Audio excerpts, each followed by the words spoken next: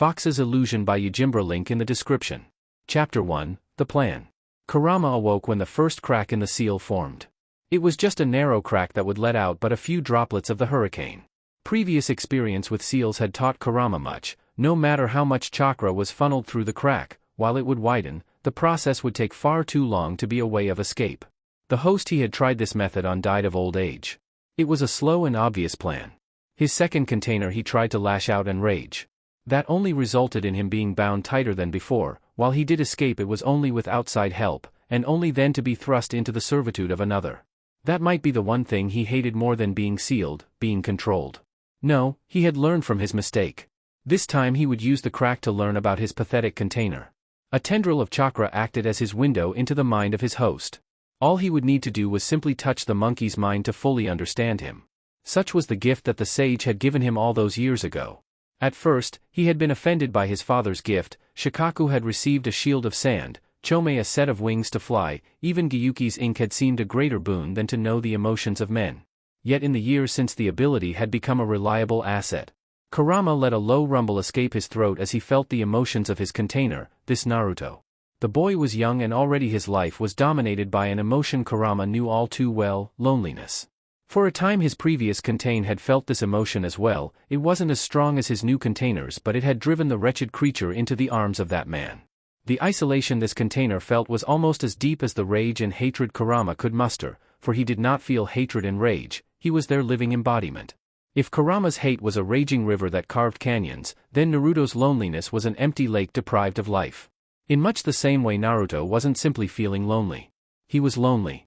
Only a few strands of hope prevented the boy from drowning in it. Naruto would find and desperately cling to the first being that promised him salvation with feelings of love and adoration. Kurama simply needed the right bait for the job, and Naruto would do anything for him. He studied Naruto closely, knowing the boy's desires for love and friendship, and his hatred towards the nine-tailed fox. The little ape had the audacity to blame him for his solitude, as though it was all part of Kurama's grand plan to make Naruto reviled by society. A woman would be required for this plan, and a delicate hand. He would have to be careful and lure Naruto in. Make it seem like setting her free was Naruto's idea. Kurama separated a portion of his form and began to craft his puppet with great care and time. It would need to be perfect. It needed to be convincing that this was not just a mask the Kyuubi was wearing to trick Naruto. No, it needed to look like it could be the Kyuubi and yet keep a certain weakness that monkey men found attracting.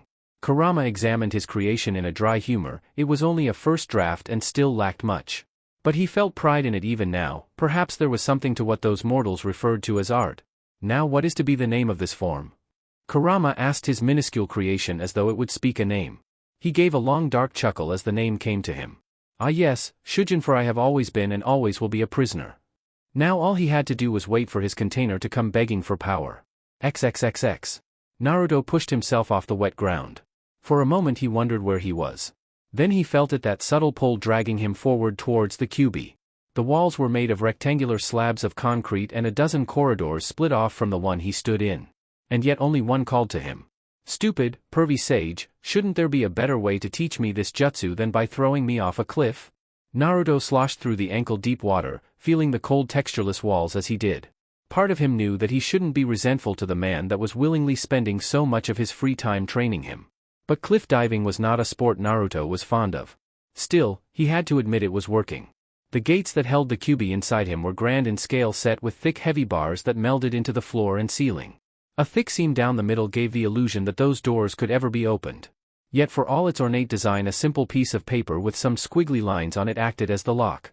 Naruto walked up to the cage. It seemed empty of life at first, only chains that coiled around the center in a spiraling nest where there should have been a giant fox. With a tentative hand he touched the massive gate, his body tight, ready to leap away from the gate at a moment's notice. And yet nothing happened. Hello? She appeared among the rattling of the chains, sanguine, hair licked by flames cascaded down her back in a tangled mess. Her slender body was covered by white linen cloth, 9 shackles clung to her like iron jewelry, each was connected to a chain so that even the slightest motion would cause them to rattle. She was bound twice on each arm and leg, one bound her neck, so large it she could barely move her head. But it was her look that captured Naruto. Her eyes sent a clear message: she would weather this storm and any that would follow it. Long since stripped of the fat of zeal, pride, anger, and malice, only a cold hard defiance stood in isolation. The caged lion that would not be cowed. Are you the Kyuubi? Naruto swallowed, regretting the way his voice shook with each word. He had been prepared for a giant terrifying fox that would be threatening to eat him, not a woman with a dangerous beauty that made him stutter. She let out a laugh, akin to the purr of a lion. With their eyes still locked, she stalked forward atop the chains. They were her jungle, and not a sound would be made unless she willed it. Seconds passed as minutes until she came to the bars of the cage. She looked down at him, the lion eyeing a mouse. "If I were not, would you release me?"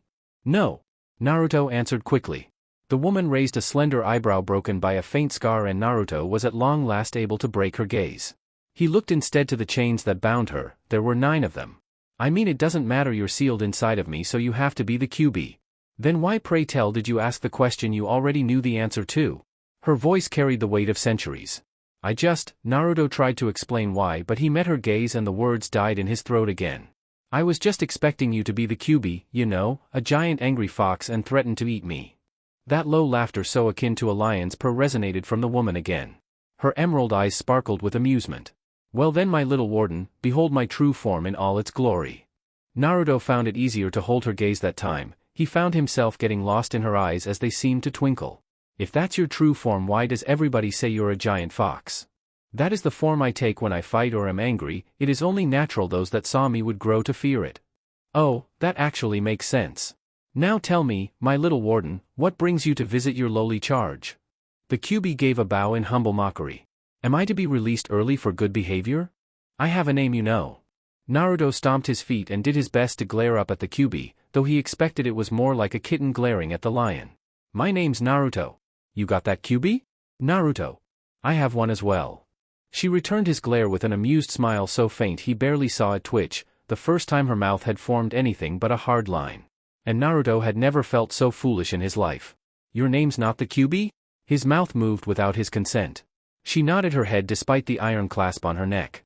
For the first time, he heard the chains that bound her rattle like 1,000 snakes hissing in danger.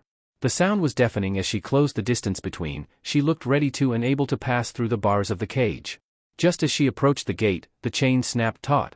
"No, the QB is what I am, but it is not my name."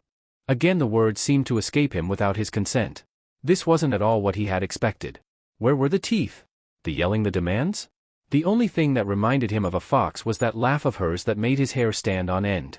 "What is your name?" "Shujin, for I have always been and always will be a prisoner." The words carried an honest resentment in them. A deep longing for freedom that had long since had the flames of hope diminished so that only a candle remained against the darkness of reality. Naruto could feel like he was drowning in waves of despair that crashed down upon him. This woman had spent 13 years stuck in a dark place like this, inside of him no less. There had to be something he could to make it bearable. Had he been trapped in a place like this, he would have gone crazy after the first day. "How long have you been sealed?" "Of the past 200 years, I have been free for a month, and never more than a few days at a time before some other monkey bound me to their will." Guilt strangled Naruto then. He couldn't imagine that amount of time just doing nothing. An hour of boredom felt like an eternity for him. "Now Naruto," she purred his name like the rumbling of gravel that made his entire body stand rigid. "What is it that you are here for?" "Oh yeah, he was currently falling. Wait, how was he not dead yet? And not important. Oh right. I need you to give me some of your chakra." The amusement in Shujin's eyes died and a sudden fury blazed in their place, shifting from green to red in a heartbeat. Those were the eyes he had expected the QB to have. Ones filled with rage and hate. "How can I give what you have already taken from me?" "What?" Naruto took a step back, suddenly fearful that the chains would not be able to hold her back. A wave of guilt threatened to drown him as the desperation and resentment. "What do you mean?" Her heated glare that threatened to burn his soul in hellfire diminished to a dagger of ice so cold its cuts would freeze him. "This seal drains my chakra and feeds it into you. I have no say in what you can or cannot access." Then why?" Naruto swallowed hard. That meant that he didn't need to be in here begging the Shujin for her chakra and that he still had no idea how to access it. He was pushed off a cliff for nothing. "Then how do I use it?" "Have you tried thinking about me?" The ice had melted and amusement blossomed in her eyes once again. There was something about her tone that made Naruto's cheeks warm and his stomach knot. "No. But I will. I promise." He didn't know why he was promising, it just slipped out without a thought. Would it be okay if I come visit you again, Shujin?" "See that you do, it's rather boring in here without a guest." She gave him a truly tender smile at his words. Verdant eyes twinkled with gratitude and satisfaction. Naruto gave her his best smile and a thumbs up before he simply vanished. XXXX. When his unimpressive jailer had left, Kurama let out a deep chuckle that rumbled like a rockslide. Each grunt shifting, his form growing larger and more ferocious as he shed his skin of Shujin and returned to his glorious original form. Complete, he let out a roar that shook the seal. His eyes trailed to the spot where his jailer once stood and had to suppress another bout of laughter. It was all going to plan. Naruto was no questioning what the Kyuubi truly was, and would be back with questions. His plan would not come to fruition for a few more years, but he could see its end. And when I am free, my little warden, you will be the first I devour. Chapter 2, The Talk. Jiraiya's snoring caused the very earth to tremble, or at the very least the small room they shared. As much as Naruto wished that was the reason why he was unable to sleep, that wasn't true. For over a week he had to fight to get to sleep. Recently it had gotten even worse. And it was all because of her. He had told Jiraiya about Shujin, and why wouldn't he? Jiraiya knew about the Kyuubi already, and Shujin hadn't told him not to tell anybody. The pervert had stressed that if the Kyuubi was freed, that Naruto would die, and that if he didn't die, the damn fox would eat him anyways. It was just trying to trick him, and there was no way in hell the beast was female, let alone human. Naruto didn't know who to believe. On the one hand, Jiraiya was smart when he wasn't acting like an idiot, and Naruto both liked and trusted him. But he wanted to trust Shujin. He could see it in her eyes. She was just as lonely as he was, maybe even lonelier.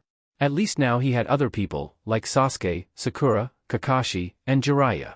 And all she had was him. In many ways it reminded him of Gaara. He felt drawn to try and pull her out of the pit of solitude that she had made her home in. But how? She was a demon and had been sealed for a really long time. There was just so much about her being sealed that he didn't know. Like why she attacked Konoha in the first place, and who was she sealed in before him, and why was she sealed, and. There were too many questions he needed to ask her. If only he could just walk into his seal whenever he wanted. Shame there weren't any cliffs nearby. Jiraiya seemed to know a lot about seals. Maybe he would teach him how they worked. Maybe he could do something with the seal to make going in easier, or maybe make it less boring in there for Shujin. Or get rid of those chains. If the pervy sage says no, I'll just use my sexy jutsu on him. Naruto twisted in his bed, pulling the cover tight around him. With a huff, he focused on trying to sleep. He glared at his pack leaning against the wall for no real reason. He synced his breaths to Jiraiya's snoring out of boredom. He blinked with hopes that it would the final time he shut his eyes that night. When he opened his eyes, he found himself within the seal once again. Still dressed in his PJs and clinging to his blanket, Naruto stood up from the wet ground, surprisingly dry.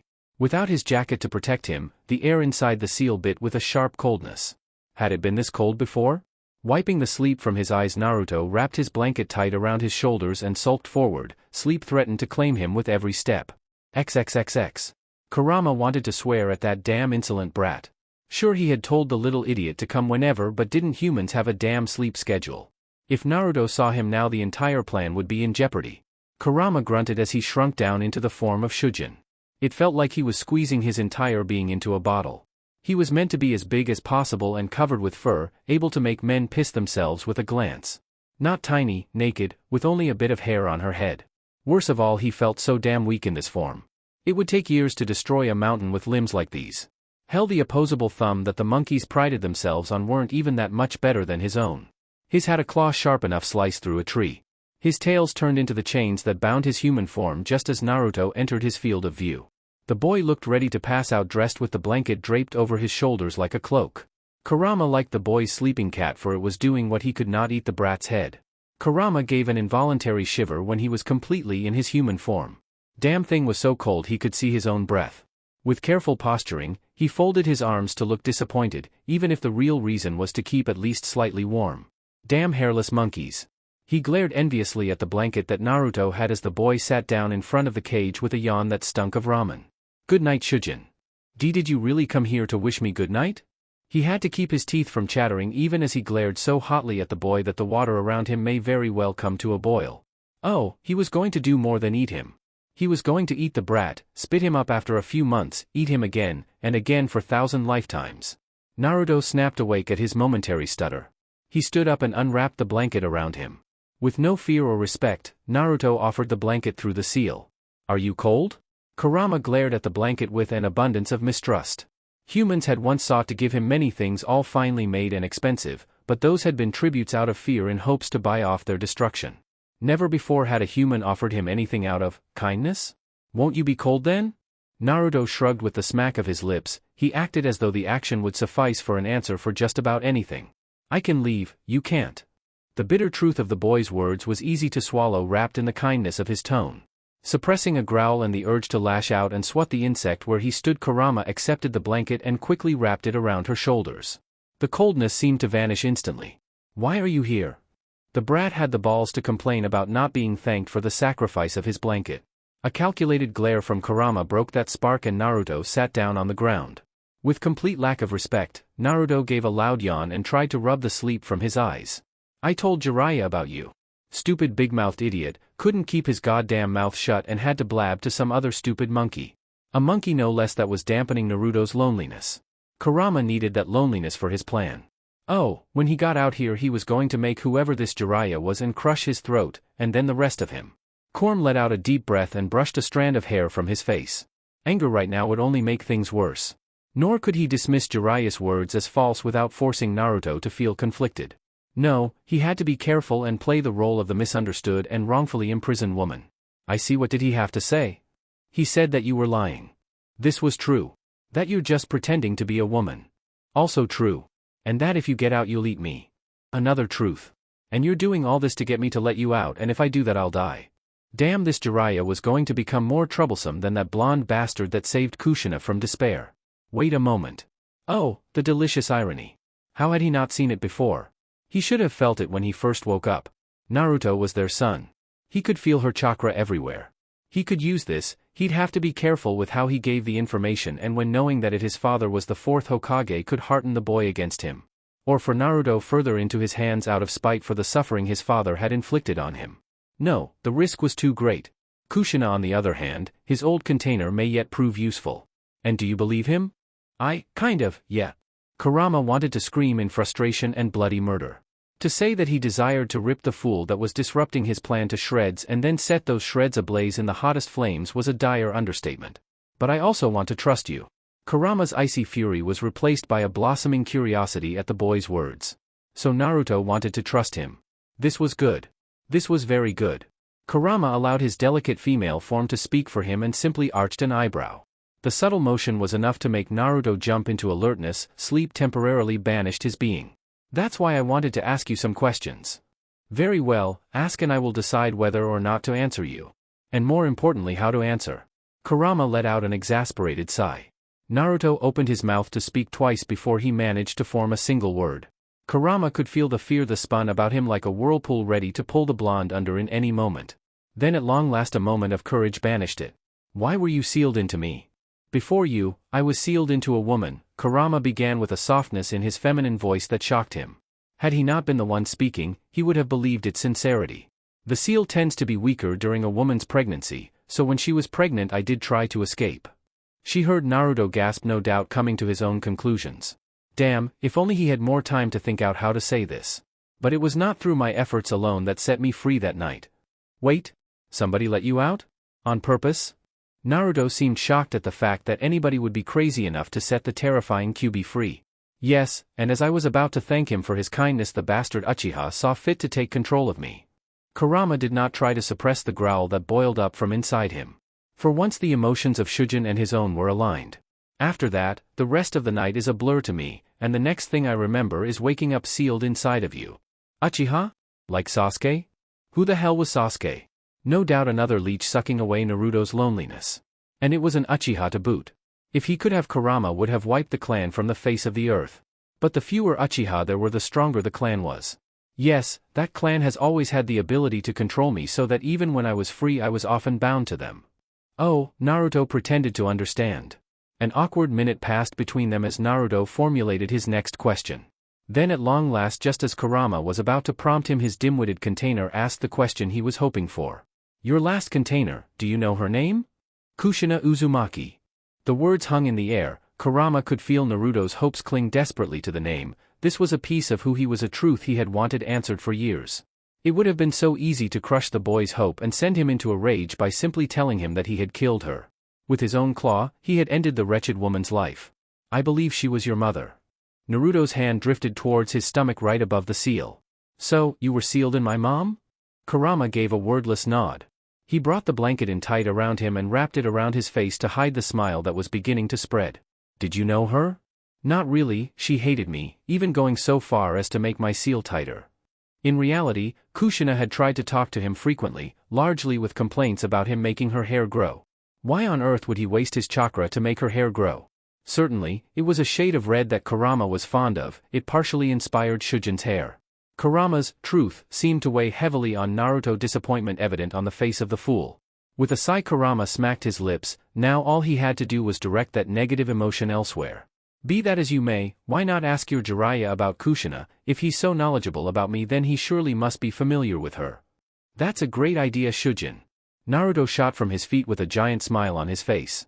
Oh man, now it's going to be impossible to go to sleep. Gah, I'm going to have to wake that pervert up when I get out of here. Oh, thanks for telling me about her. I still have a lot more questions for you, so I'll be back later. Try not to come in the middle of the night. Naruto only grinned at her. XXXX. Long after Naruto left, Kurama finally exited the form of Shujin. With a long yawn that would have been a roar had it been loud, Kurama collapsed down into his resting position. Overall, he would have to say that confrontation went rather well. Just a little more and Naruto would be on his side. Foolish little human should never trust a demon. The blue blanket that Naruto had given him rested on his nose. Why did it remain? How did it remain? Everything else Naruto had brought had vanished with the boy. No matter, it is to my benefit. With more care than he had ever given a man-made object, or any object for that matter, Kurama placed the blanket safely in the corner. Naruto would appreciate that he had taken such good care of the gift. Chapter 3, The Blanket. That blanket wasn't a gift. It was a clever curse bestowed upon him by that wretched little monkey. Oh, certainly it was innocent enough, and it did provide a minuscule amount of comfort and warmth, as was its intended purpose, no doubt. But the vile blue napkin had it out for him. Whenever he turned his eye from the blanket, it would cling to some new and impossible part of his body like static. Each time he would awake, the damn cloth was sitting on his nose like a stain of blue. Then when he removed it, the damn thing would glue itself to his ears, tails, paws, eyelid, eyeball. Worse still, the despicable fabric had tried to slay him several times so far. The first attempt had come when he was mid-yawn. The blanket took its chance and leaped into his throat, clogging his airway and strangling him. The battle lasted for what seemed like several days as Kurama tried to desperately remove the blanket from his windpipe. He had tried to destroy the blanket. It was a simple enough matter to recreate a similar item for his human form so long as it was connected to his body, but the damn thing was indestructible. No matter what form of destruction, shredding, fire, consumption, tailed beast ball, Kurama used against it, there was not a scratch on it.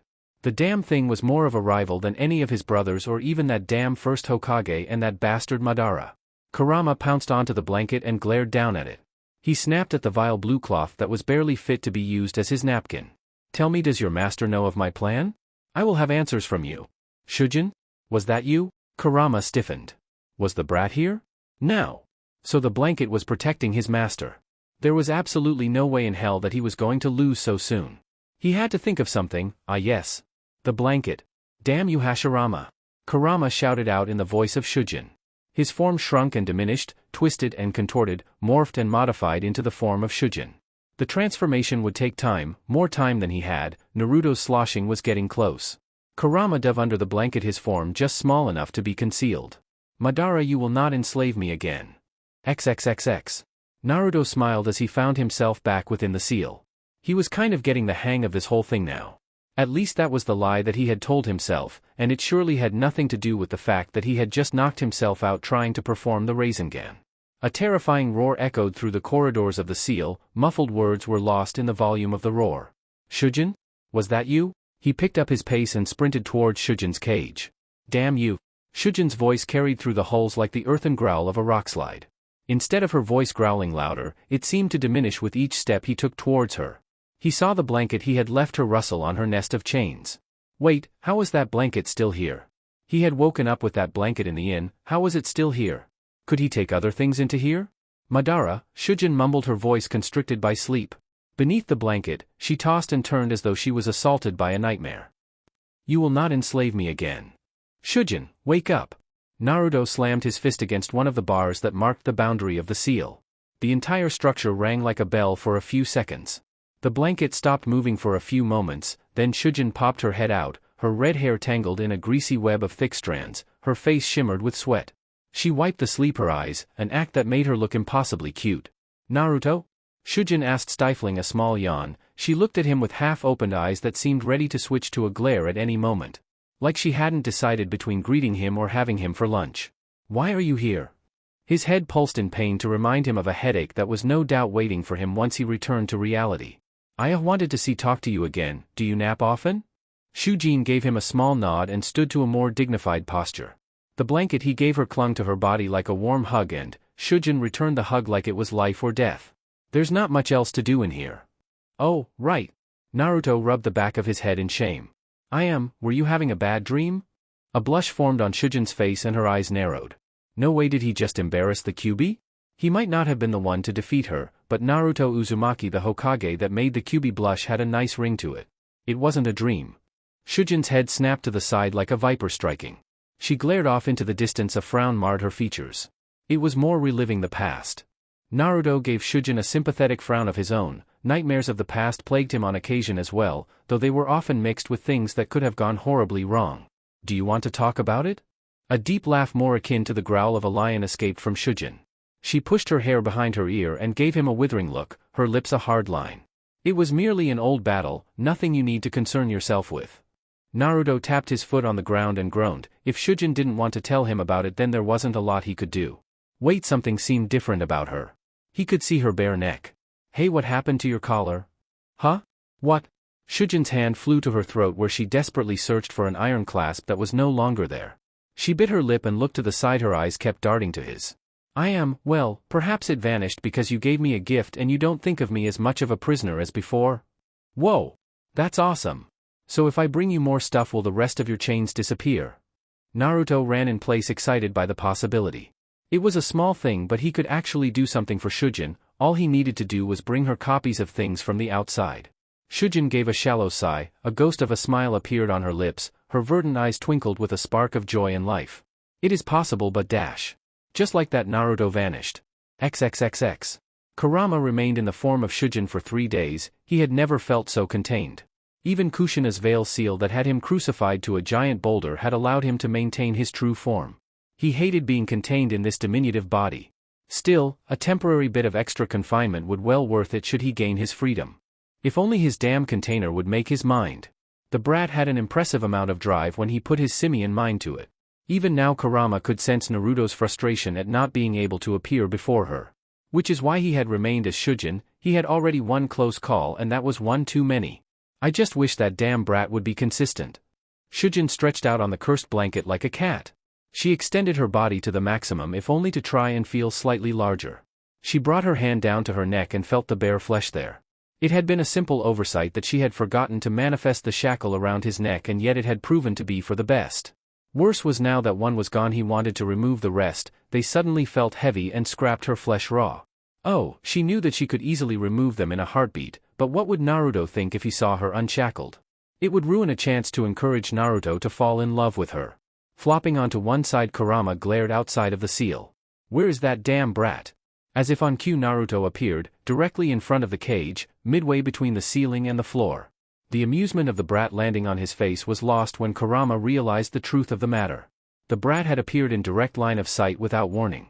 That meant that he would be crammed into this pathetic shell all the time, lest his entire plan fall apart due to his impudent container's whims.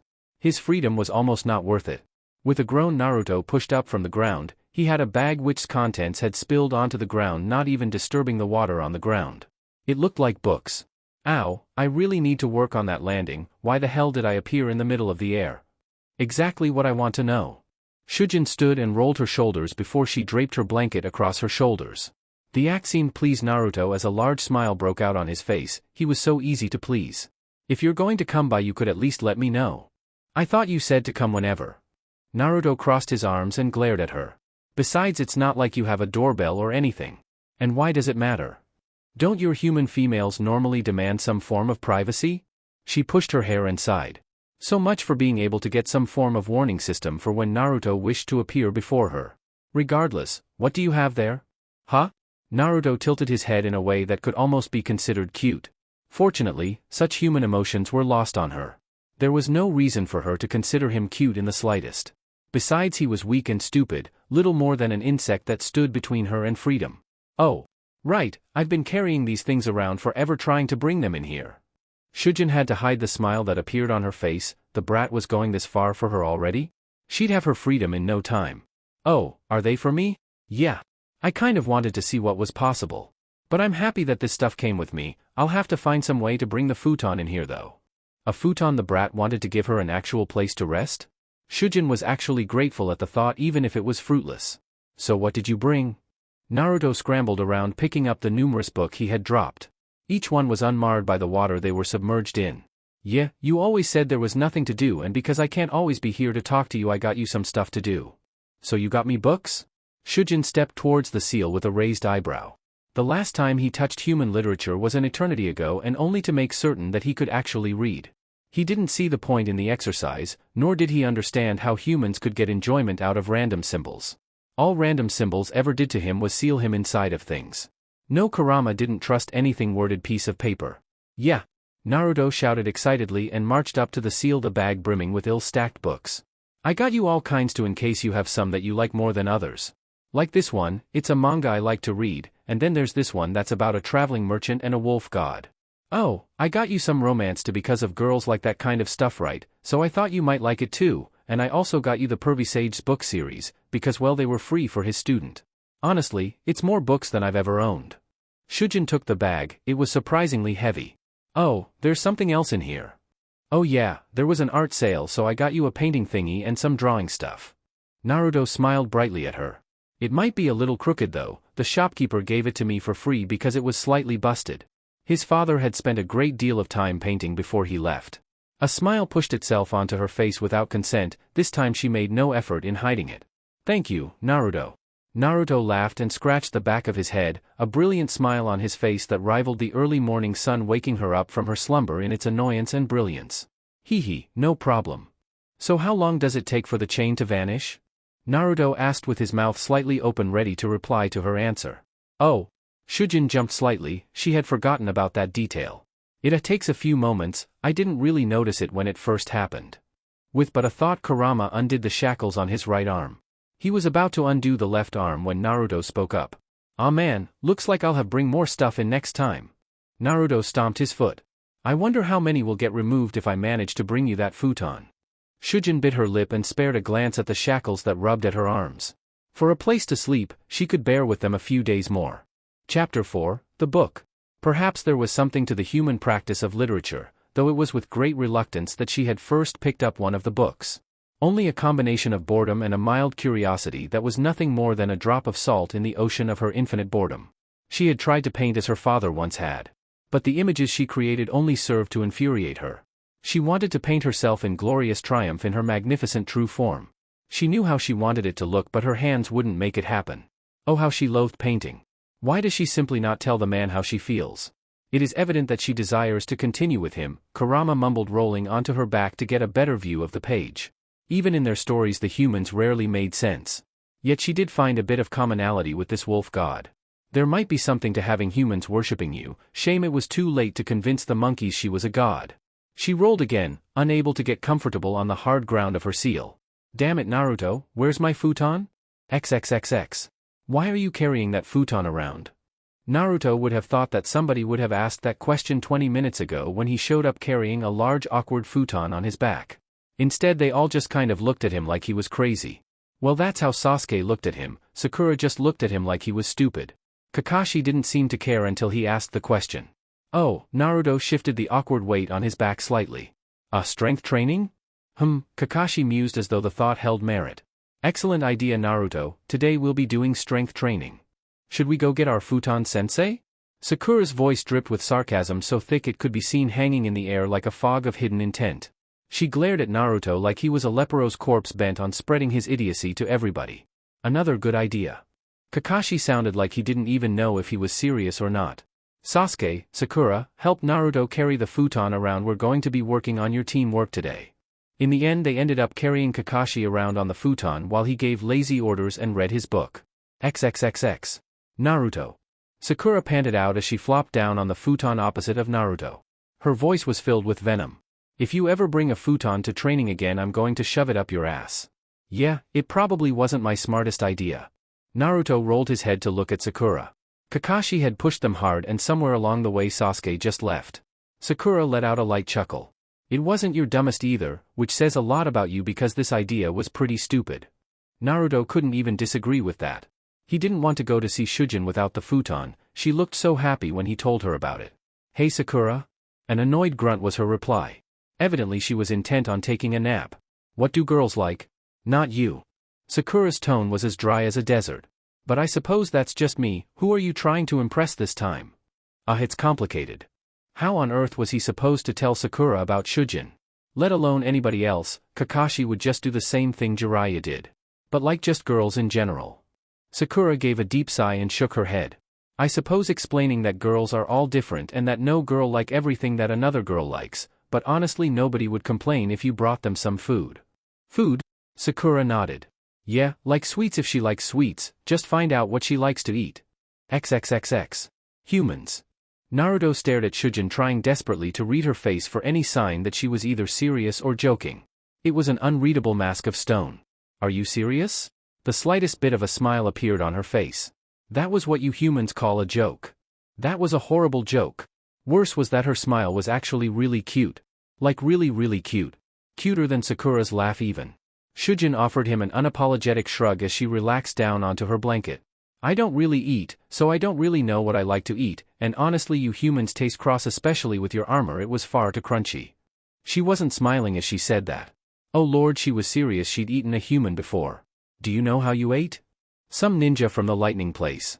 They were inside me for like 6 months before I puked them up. She placed a hand on her slender stomach and pushed up a bit of the bandage revealing her navel. I might actually be allergic to humans. They gave me a horrible stomach ache. You're not joking, are you? Naruto asked, banging his head against one of the columns to the seal. Hey, they attacked me, and they walked away afterwards, so they got off lucky I guess. Shujin grabbed one of the books and bound towards him in a way that reminded him of Konohamaru. She flipped open a page to the book and pointed. See here, if you want to get me something I would like some of these. An apple?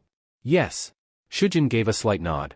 If a wise wolf god would find delight in eating an apple, then I would as too. You do know that's not real, right? Naruto asked slowly. Shujin was acting a little weird. She almost seemed happy. She rolled her arm and tucked the book under her arm. Of course I know it's not real, but I enjoy the character. We're a lot alike. Tell me Naruto, have you read the books? Naruto shrugged. They hadn't been removed from their bag since he bought them. I'm not really a reading type. Well then I demand that you read these books. They are wonderful and I wish to discuss them with somebody. And because I'm stuck in here, that somebody is you.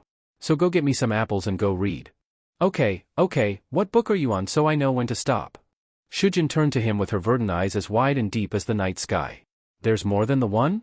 Why didn't you say so? I've read this one 3 times already. XXXX. Had he known that humans were capable of finding tails and ears attractive, he probably would have included 1, or 9, when he created Shujin. However, at this point it was just another lost opportunity, though there was the chance that Naruto would not find tails attractive. Shujin sat up, knocking the books that she had left on her stomach to the ground. Honestly, she had created her body to be loosely based off of Kushina, at least appearance-wise. In terms of what she had wanted out of a human body, she had succeeded: long red hair, lithe yet powerful form, but she had no idea if the alterations she had made to the form could be considered beautiful. Come to think of it, what does that little idiot look for in a woman? The boy was attracted to females, wasn't he? Damn, brat, why can't I pull you into the seal when I need to talk to you? Shujin pinched the bridge of her nose and let out a low grumble that sounded so similar to a growl. The worst part about it is that she found herself enjoying the little time she could spend with her ward. The books had only made her realize how much she hated being lonely. It was a void that had been there for so long that it had become a part of her. And now that she had tried to actually talk to one of the apes, that pit was slowly filling in. Bit by bit, word by word, Naruto was curing her solitude. A feat that hadn't been done since her father. Shame, the brat will have to die for my freedom. Shujin rolled onto her side and frowned at her bag of books. An unfamiliar warmness graced her cheeks. With a huff she grabbed the blanket and rolled up in it tightly. Stupid brat. A snore like 2 frogs having a sumo match appeared in the chamber, bouncing off the walls until it echoed like a warm summer's night pond. Shujin went from laying down to running so fast she didn't do any of the motions in between. She pressed her hands against the cage and looked out into the room before her. On the other side of the room was Naruto, asleep on a futon with a book covering his face and a bag of apples in his hand. The bedding looked comfortable. She'd finally have a place to sit, sleep, and do other things on. Oh, how she was going to relax on that thing. Hey Naruto. Wake up. Her ward only snored in her general direction. Fine then, if that's how you want it. Shujin began to take in a deep breath, expanding her lungs to the maximum and beyond as she willed her lungs to their original size. Her mouth grew feral, extending into her canine form. Then with all the might of a hurricane, Kurama shouted, "Wake up!" Naruto jumped his resting spot and over the back of the futon. Moments later he peered over the side of the bed, looking around frantically. "Shujin? How did I get here?" Shujin could only smile and shrug, as if she knew what on earth the seal allowed and when it allowed it. Damn thing was woefully inconsistent. "No idea, maybe you were dreaming about me?" "What? No. I wasn't, I swear." The blush on Naruto's face only made his lie more obvious and his whiskers more pronounced. "Oh, that's a shame because I was just thinking about you." She gave him the satisfaction of a small pout, that turned into a soft smile. "I was just wondering when you were going to show up with my futon and, well, here you are." For a few awkward moments they struggled trying to get the furniture through her seal. Once inside, Shujin removed the last 2 chains on her arms so that only her legs were bound. The bed was as soft and fluffy as she imagined. It was as though she was resting upon a warm fluffy cloud. Twice she rolled around it, finding the optimum place to rest. At the apex of comfort she stopped and swaddled herself within the blanket like a newborn. "I don't think I've ever seen you so happy." A sudden awareness that her cheeks hurt from smiling, paired with the simple acts of kindness Naruto had shown her, made Shujin want to bury her head within her new bed even more. "I've never had a bed before, so I'm genuinely happy you gave me one." "Thank you, Naruto." There was no doubt about it, she, the nine-tailed fox, was happy. Even when she had freedom she had never felt the emotion, only a few moments where anger and rage were opposite. And yet here she was sitting on a bed that a human had given her, positively delighted. "Hee, you're welcome, Shujin, I'm glad you like it." Naruto scratched the back of his head, a giant smile on his face. "Say, Naruto, would you consider me attractive?" Naruto recoiled as though she had just hit him with a hammer. Shujin bit the inside of her lip as she watched Naruto try to recover from the question. Was this a desired response? It was certainly akin to the merchant whenever the wolf god said something brash. "I guess you're kind of pretty." Naruto mumbled, his cheeks aflame. Shujin smiled, "That would do just fine." Chapter 5, The Dream. It felt so good to be free of his female body, if only for a short while. After what seemed like months he had finally been able to determine when Naruto would not come bother him. It just so happened to be in the middle of the night when the blonde was in a deep sleep. With a yawn that turned into a roar and back, Kurama stretched his entire body out, feeling his usual enormity. Oh, how he couldn't wait to escape from this accursed seal and finally run towards the horizon, laying waste to every village along the way. Kurama's paw knocked against her futon, sending the collection of books Naruto had gotten her onto the floor. For a moment Kurama simply stared at his mess. The mood was completely ruined now. "Damn it, now I have to reorganize those." Folding his massive paws over each other, Kurama glared down at his mess. She had spent hours organizing those books by which ones she liked most and which ones she needed to read first, and which ones she needed to reread. "Maybe I'll spare a village if they give me all their books." At first, reading had been nothing but something to pass the time. Just something to do in between Naruto's visits. There was only so much scheming, brooding, and plotting one could do. But reading was something Kurama could do for ages. It was a hobby he would take to his freedom. Unlike painting. That foolish brush refused to cooperate with her. The image of him standing triumphantly over a ruined Konoha was so vivid in her mind that she could taste it. But the brush refused to paint it. He had tried several times to put the image to paper, and each time it was naught but an ugly mess of reds, oranges, and yellows. There was no point in painting if he couldn't demonstrate his awesomeness. Kurama stared outside the seal, allowing frustration and anger to wash over him like waves at the ocean. With a reluctant sigh he rolled over, shrinking and compressing into the form of Shuji. She didn't bother reforming the shackles that were supposed to be chained to her legs. They had started to hurt recently. "I'll just tell Naruto that his kindness made them vanish. I'm certain that would make his day." Shujin yawned, fatigue setting in as she began to pick up her books. They weren't scattered about and maintained a loose organization, so it was quick to correct. With a grunt, she flopped herself onto her futon and stared up at the empty blackness that was the roof of her cage. There was something to be said about her present life. There was a simple pleasure about living as a human. As sleep began to cloud her mind, she became aware of a tendril of Naruto's mind reaching down towards her. Awakeness surged around her. Apparently, Naruto's mind and her seal weren't as separated as she thought. Curiosity drove her to reach out and touch the tendril. It was Naruto's dream. Her lips twitched into a wicked smile. "Well then, Naruto, let's make you love me." She grabbed a hold of the tendril, filling it with negative emotions. The tendril flared, carrying the vile intent of betrayal, horror, loss, solitude, up to the core of Naruto's dreaming, twisting it into a vile nightmare. Then she pushed herself into the tendril and removed the stream of negative emotions. With any luck, Naruto would think that her arrival is what banished the negative emotions.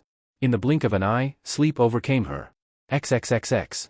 The sky was burning, the clouds were blackened flames that cast dark shadows upon the lifeless land that filled the world. Despair and self-loathing were so potent that Shujin could taste their bitterness. It was too much, perhaps even for her. This was Naruto's dream.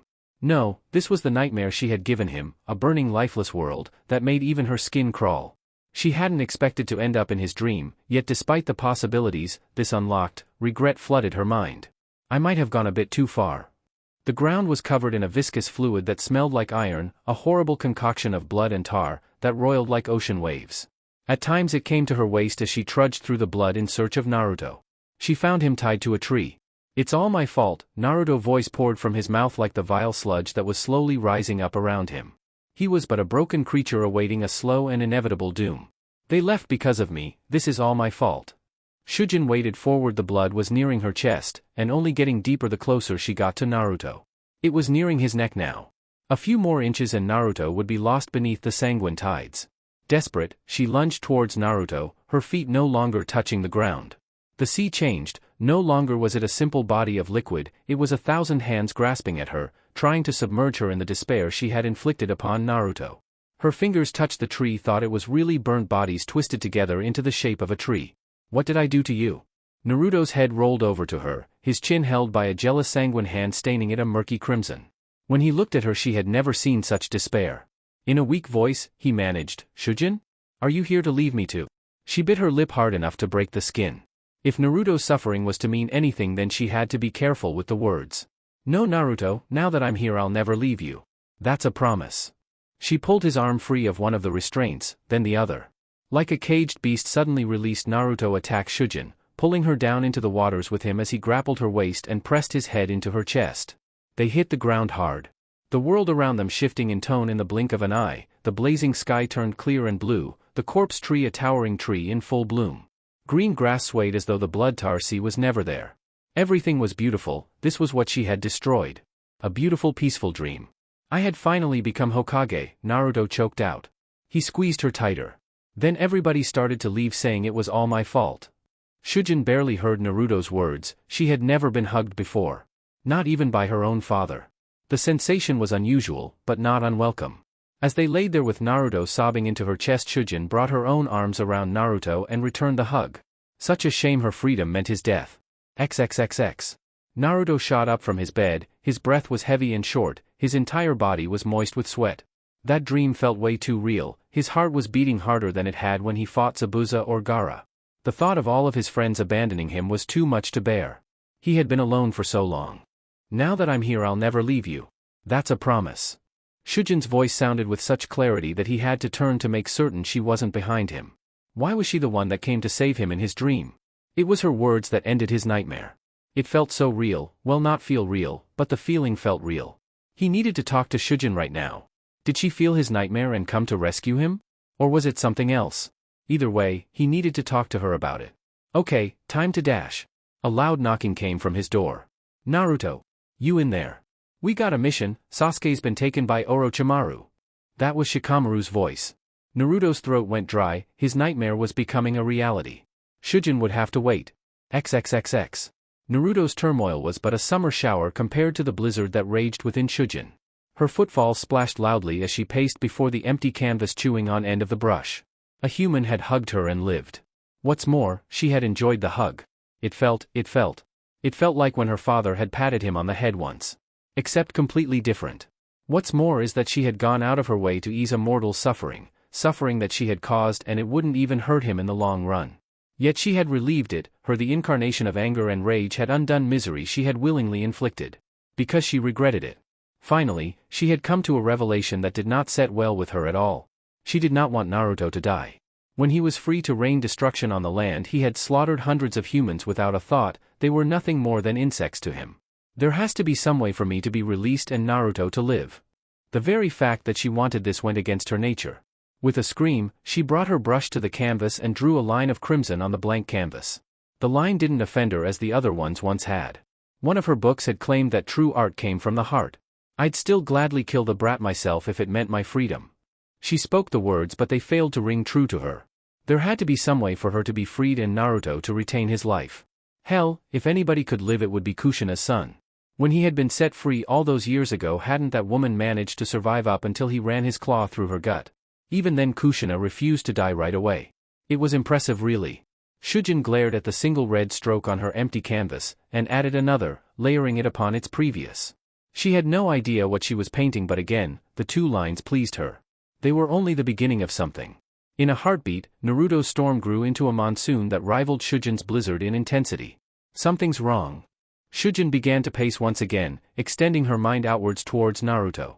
Betrayal, desperation, sadness, all fueled into a growing tornado of rage. He was fighting, he was losing. He was dying. She could already feel his life force fading. You damn idiot. Did I say you could die? With a roar, she summoned her chakra and pushed it into Naruto, feeding his rage and anger. She hoped it was enough. Fantastic, Shujin mumbled, glaring at the seal like it was the vilest thing ever. That damn brat has caused me to grow a damn heart. Chapter 6, The Trip. Fuck. Kurama glared at the painting that had taken over a year to complete. It was a self-portrait. Of him, her? Shujin? It was the first thing that she had created that caused him to feel pride. Within the small frame was what Kurama had desired for years. Freedom, blue skies and shining suns, green grasses and beautiful trees. To for once be unbound. But it wasn't him that was in the painting. It was her, it was Shujin. Placing both paws over her snout, Kurama let out a deep breath. She wasn't even aware she was holding. For the longest time, he had been he, simply because that's what other had assumed of him. It had made sense for the longest time as well. Men were considered strong, leaders, and powerful. Things that Kurama was. Do I even have the right to choose? What did it even mean that she wanted to be a female? Who would even care? The only opinions she valued were of her fellow Biju, and that was only a very small value, and Naruto's. And he already thought of her as a female. Besides, I'm a the Kyuubi, who the hell is going to question me? Brushing her loyal blue blanket off her snout, Kurama stood to her full height, and began to shift back into her human form. Less troubling than her gender issues was that of her identity. Where she had once found Shujin's form all too cramped, small, frail, and human. Now, she actually preferred it. It was great for painting, reading, and just lounging about on her bedding. Grooming was more practical as well. She had hands that allowed her to easily clean her long red hair. Indeed, her human form had many perks. But beyond that, she had grown fond of it. She still preferred her natural form for fighting and crushing things, as well as scaring things. But the only things to crush within the seal were her things. There was no way she was going to crush her books. Now all I have to do is decide what to paint next. Kurama flopped down onto her futon, her loyal blanket appearing beneath her. She gave a long stretch of her lithe female body, just barely long enough that she could touch the head and foot of her bed. She curled back in and felt oddly at peace. She closed her eyes, feeling oddly peaceful. If Naruto wanted to talk to her, he could wake her up. She gave a long lip-smacking yawn. Or he could come back some other time. XXXX. Why won't you teach me though? Naruto whined after Jiraiya, stomping his feet with every step like he was a 10-year-old. Which he wasn't. He was 14 now, that was basically an adult. You used a seal when you fought Itachi, didn't you?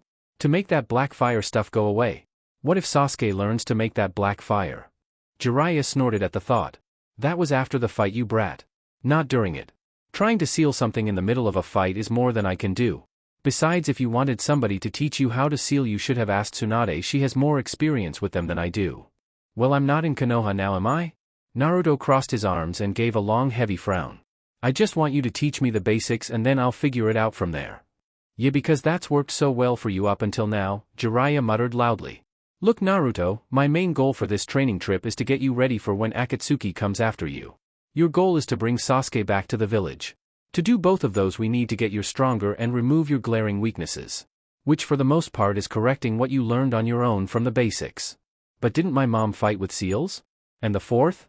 Referencing his mom always had an effect on Jiraiya, like he could never just ignore that he knew her. He still couldn't squeeze anything about his father out of the pervert. This time Jiraiya gave a long sigh and stopped walking. He ran a hand through his wild white hair. Listen, Naruto. Jiraiya trailed off for a moment as he stared at the road in front of them. He shifted on his feet and looked behind him, past Naruto, to the long town that sat on the edge of the horizon. He gave another deep sigh and started to walk again. You're already more like your mother than you know, you don't need to fight like her. But wasn't she a super strong ninja? There was so little that he knew about his mother. It was just one more reason to learn how to seal, besides figuring out a way to let Shujin out without him dying. It didn't even have to be forever. If he could just let her take over a shadow clone, everything would work out. Yes, she didn't use seals in the middle of a fight, and there's no way for me to teach you to fight like her because I didn't teach her. Besides, you don't have the chakra chains. Jiraiya picked up the pace, going from a leisurely stroll to a power walk. How do you know I don't have chakra chains? Naruto asked, picking up the pace to look Jiraiya in the face. What are chakra chains? Trust me, you don't have them. I checked. And they're chains made of chakra. Your mother used them to fight and seal at the same time. Normally you can't do both. Jiraiya picked up the pace again. And they won't help in a fight against Sasuke or Orochimaru. Naruto caught up to him. I'll make them useful, teach me. I said no. They were running now. Please. Just teach me how to use seals, I'll even use my sexy jutsu the whole time. Jiraiya came to a dead stop. Naruto spun to a stop, expecting to see a lecherous smile on his teacher's face. Instead, it a deep frown that made Naruto's stomach drop. This is about the Kyuubi, isn't it? Naruto swallowed. She's not a bad person. She? Jiraiya groaned, placing a hand on his head like he just got a massive headache. She? You do know how many people that fox has killed, right? That wasn't her fault. Shujin was being controlled by some dash. Jiraiya cut him off, grabbing Naruto by the shoulders. That beast kill your parents, Naruto. I saw Minato's and Kushina's body. There was a... Naruto found himself lost in a sea of uncertainty. It made sense.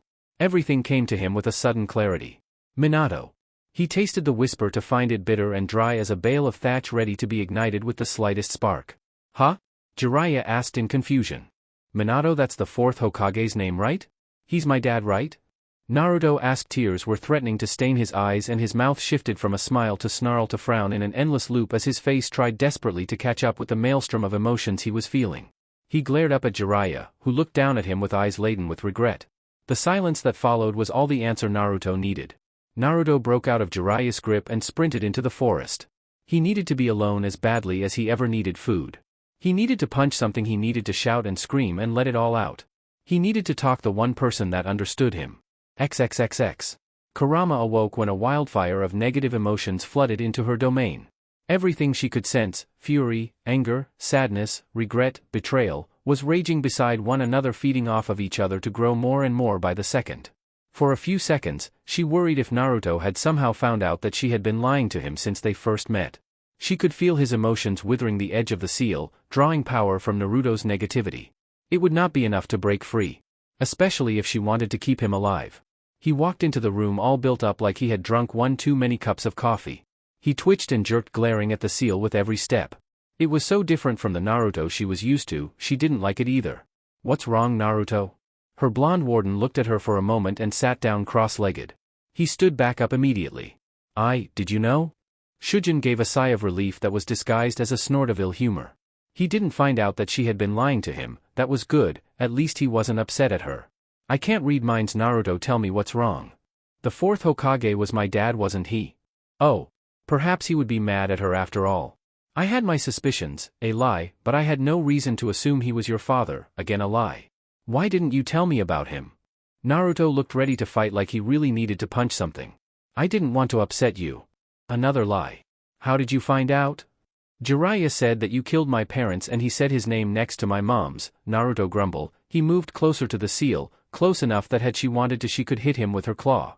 When I asked him if it was true, he didn't say anything. I thought he died sealing me. I didn't think I actually killed them. A lie. A bold-faced lie. She remembered all too clearly those desperate moments where she tried to kill Naruto before she could be sealed inside of him, only for his parents to jump in front of her to save Naruto. The act of self-sacrifice had stunned her. How could two strong shinobi just throw their lives away for a newborn child? Two pangs of guilt clenched at her heart, one for the continued lies she told Naruto, and another for the truth. I'm sorry. Carefully she extended her hand through the seal, ignoring the numbing pain that pushed back against her with every inch. She held her hand out to Naruto. I know it's not your fault. Naruto took her hand, his words nearly made her want to vanish beneath her blankets. How on earth did she get stuck with such a trusting and kind container? Why couldn't she get some vile asshole that she wouldn't have a second thought about murdering? For what it's worth, I'm glad you're my container, Shujin whispered, sitting down along with Naruto, still holding hands with only the seal between them. It was her first time touching him. Humans were oddly soft and yet also rough at the same time. And Naruto's hands were warm. He squeezed her hand tighter. I'm happy I met you, and don't worry Shujin, I'll find some way to set you free and kick the ass of whoever took control of you. Kurama bit her lip and nodded gratefully that Naruto wouldn't be able to see the tears that were forming in her eyes. It was the first time a human had made her cry. What would her father say about this? Thanks for being my friend Naruto. Chapter 7, The Truth. A final stroke of red marked the painting as complete. It had taken longer than her first painting, with every single line, color, shade, and contrast demanding perfection. But the demand for perfection was not what had kept her from the painting. No, it was what the painting represented that kept her away. At first, it was a morbid curiosity that kept her going. But as the image in her mind and on the canvas became clearer, she grew to fear it. It was so unnatural to everything that she was as the nine-tailed fox. As the fear waned, a recent determination overtook Kurama that forced her to continue the painting. And face the truth. The painting was of her, of course, and Naruto. In an intimate embrace, their naked bodies hidden by the other. Faces close enough that they had just shared out a kiss or were about to. Desire was visible in both their features. She had known for a long time that she was in denial about this, and the feeling just like the painting was clear long before the painting was finished. She wanted Naruto to love her, not for any scheme or plan to gain her freedom, but because she loved him. At least she thought she did. Love was a foreign, strange thing to her. Yet all the feelings she felt were just like those in her books. When she let her mind wander, it drifted towards him, and she would smile. This is all your fault. Kurama glared down at her pile of books. The infernal things were no doubt some form of human brainwashing that caused everybody to feel. Why else would she be feeling these things? She didn't feel anything but rage until she started to read books. What would Naruto even think? Oh hey, I know I'm a demon sealed inside of you, but I love you. Knowing him, he'd probably try even harder to set her free and then kill himself in the process. And if he rejected her? Kurama shook her head, causing her red hair to flutter around her like leaves in the wind. He'd only do that if he knew the truth. The truth about who she was and what she had done. She wasn't some misunderstood creature. No, most of her crimes were her own that she made the choice to commit. Such as murdering Naruto's parents. If he knew the truth, how would he act? From what she knew about Naruto, he would surely have tried to win him over if she let him try. But to find out that she had been lying the entire time to gain freedom. He would probably hate her. Which is why I should tell him. Kurama snapped her fingers as she walked around her bed, well on her way to digging a rut into the ground. If I tell him, then he'd forgive me for being honest and probably feel happy that he could change me. She spun on her heel and reversed directions. But I shouldn't ever let him know. We could easily be happy if I keep the secret to myself. Nobody would ever know, and I'd only have to keep it until I was sure that he loved me, and then when I tell him he'd just laugh. Or I can never tell him. Humans don't live that long. That made Kurama's blood freeze. Naruto would eventually die. And she would live on through countless generations.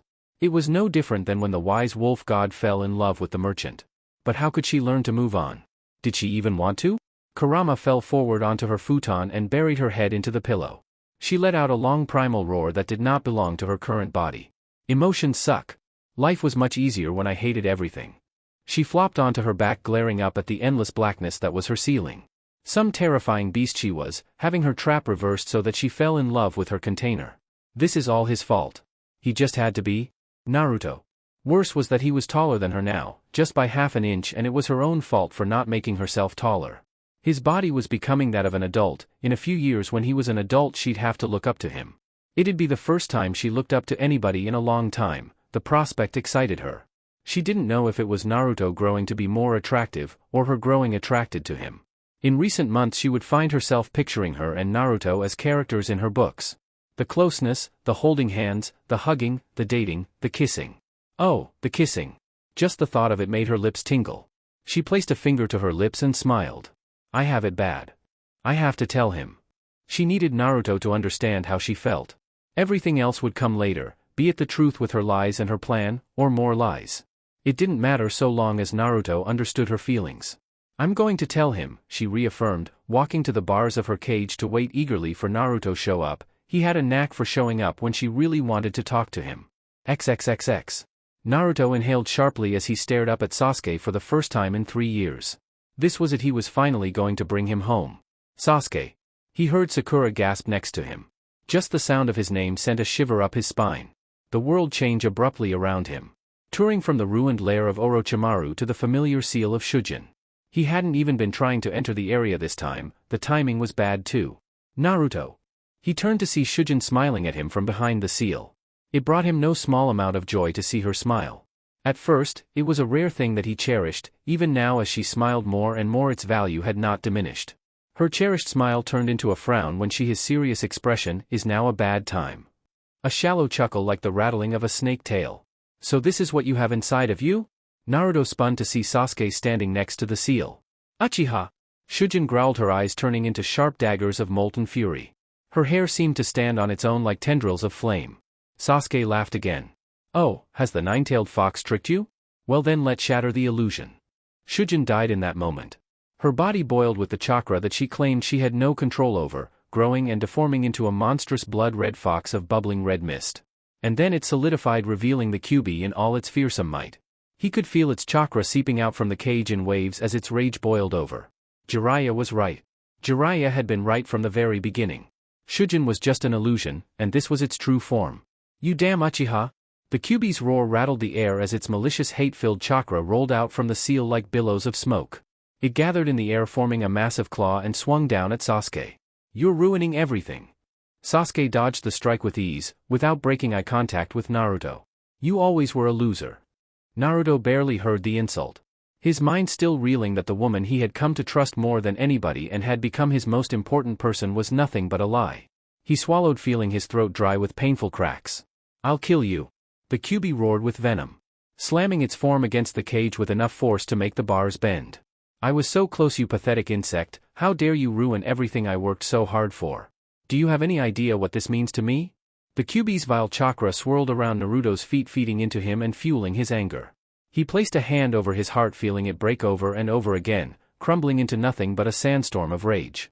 With a roar that shook the heavens, Naruto returned to reality, feeling the Kyuubi's hateful chakra surge through him. He saw Sasuke and Orochimaru smile. He barely had time to look at Sakura before it overwhelmed him. Run. XXXX. Kurama pressed her face into her pillow. It had been days since she last saw Naruto.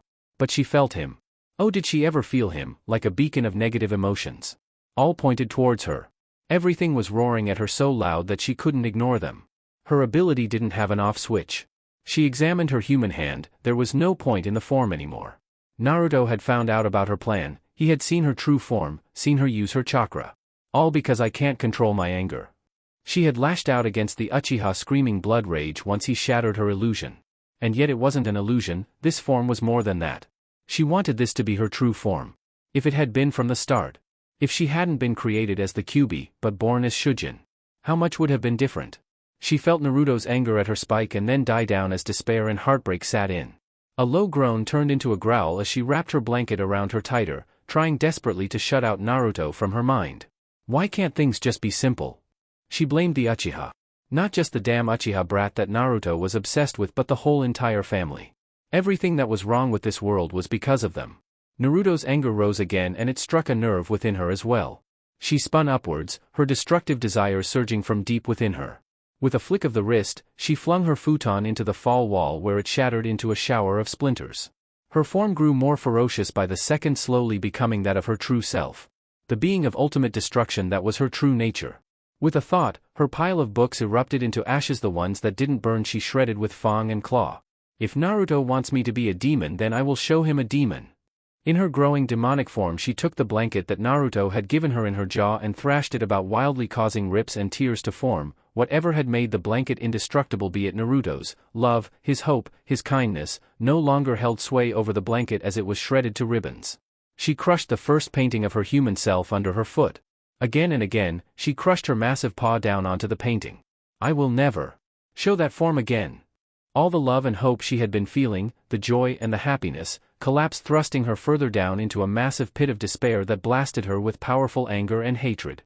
She hated Naruto for making her feel like this. Hate, hate, hate, hate. She turned her attention to her most recent painting, where Naruto was holding her in a lover's embrace. Her rage flared brighter than an exploding sun. With a furious roar, she sought to rain down her hatred upon the object. But stopped. The anger vanished, regret flooded in. Her claws mere inches from impaling her painting. It reminded her so much of the night she killed Naruto's parents. Even now she felt the sting of that moment. The moment she made Naruto's life a living hell. With a huff, she laid down in front of the bars, now aware of the tears that had been falling from her eyes for a long time now. I never asked for this. Chapter 8, The Storm. Anger, rage, despair, rivers drawing from an endless spring of regret. What had once been her hopes and dreams were now bitter and foolish memories that gnawed at her every thought like a ravenous dog searching for the marrow of her desires. Not a breath went by where Naruto was not on her mind, 1,000 relieved memories, 1,000 scenarios that could have turned out so differently if she had only known, and a million fantasies that ran counter to reality, like staring at the sun from the bottom of a well they only served to show how far she had fallen. Worse still was the immense feeling of self-loathing that tangled the shores of her emotions, making things like happiness as scarce as water in the desert, and made it twice as vital for survival. With each day she could feel her mind slipping into that feral savage beast bent only on destruction. Her only saving grace was the painting of Naruto holding her. Her final ray of hope of a desire that felt so core to who she was that its loss would mean the loss of everything that she was. And Kurama was unwilling to give that up. She did not want to go back to the uncaring beast that only cared about its own survival. XXXX. Naruto stared up at the ceiling. He had tried so hard. So hard to become stronger. So hard to ignore Shujin and focus on the here and now. He had thrown himself into this training, it was the only time he was able to not think about the Kyuubi and its lies. Part of him always knew that it wouldn't end how he wanted it to. That Shujin wasn't human, and even if he set her free she wouldn't want to remain with him anyway.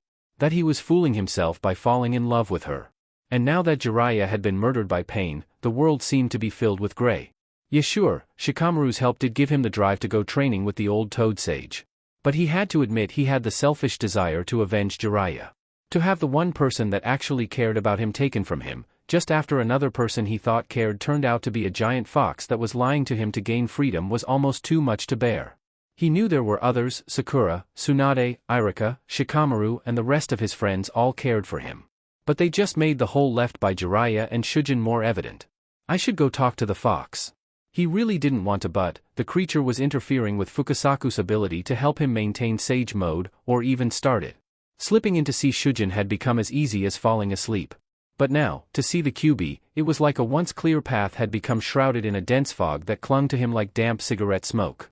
The Kyuubi was trying to keep him out. With a sigh he was inside the seal, stumbling forward from a mild run. What do you want? A monstrous voice like a rock slide echoed from beyond the seal. The fox lay behind the bars, covered in a blanket of shadow so that only could be seen glaring at him with all the spite and hatred in the world. Naruto squared his shoulders and tried not to let the hope that Shujin was somehow still in their bubble to the surface. He still wanted her to exist, he still needed her. But she was a lie. One he found himself wanting to believe. I want you to stop attacking the old toad when he... No. The finality of the statement left no room to argue. The Kyuubi would not budge on this or anything. The hatred felt like a blast of air from a burning furnace. Shujin never had a voice of silk and honey, hers was a warm breeze before a summer thunderstorm. The booming sound of tension silenced the room as both of them stood their ground, unable to move forward or backward from this moment. Neither one of them would give the other so much as an inch. Did you kill my parents? His words, less than a whisper, were louder than thunder. Red eyes narrowed at him from behind their veil of shadows. A snarl came out like a laugh. Yes, but I wasn't aiming for them. You were my target, brat. I knew that they were going to seal me within. Your parents threw themselves on my claws to protect you. Another chuckle shook the world like the crumbling of a mountain. I'd like to correct that statement. You see, I didn't kill them, know everything that happened that night. My escape, the Uchiha taking control of me, all of your precious ninja that I killed in a blind rage, and the death of your parents. Shut up. Tears flowed freely from his face. This was a mistake. He should never have come down here. The Kyuubi had done nothing but torment and tease him since they first met. He clutched at his heart, imagining Shujin saying those words. They cut him deeper than any blade could. It was all you. The Kyuubi continued each word like a punch to the gut. If you hadn't been born, all those foolish humans would still be alive, your mother, your father. How many people died because of your birth, brat? I wager it might be close to how many I've killed at this point. Including your precious Jiraiya. I said shut up. Naruto shot up in his bed, staring at the inside of the room the toads had given him. His entire body was soaked in a film of sticky sweat. The Kyuubi was right. If he hadn't been born, how many people would still be alive? XXXX. Kurama gasped as soon as Naruto left the seal in tears. She fell to her knees crying as the illusion of her fox form shrouded in shadows dissipated. Of course, Naruto would show up the moment she let her guard down. The moment she sought a few precious moments of freedom that was the curse of being the Kyuubi. Why? She wheezed out, slamming her hands down into the shallow water around her. She beat down onto the floor with anguished screams of fury and self-loathing. Why do I keep hurting him? She couldn't stop herself. Her rage and anger took over and she only wanted to hurt him as much as she was hurting. To bring them to an even understanding, but she went too far. She could feel his sadness devouring all other emotions around it. Why do I keep making things worse? She stopped and slid her face along the ground, breathing in mouthfuls of the water in a desperate attempt to escape from everything. It wouldn't work, it didn't work the last time, it wouldn't work this time. With choked sobs, she rolled onto her back and stared up at the ceiling. She had accomplished her goal.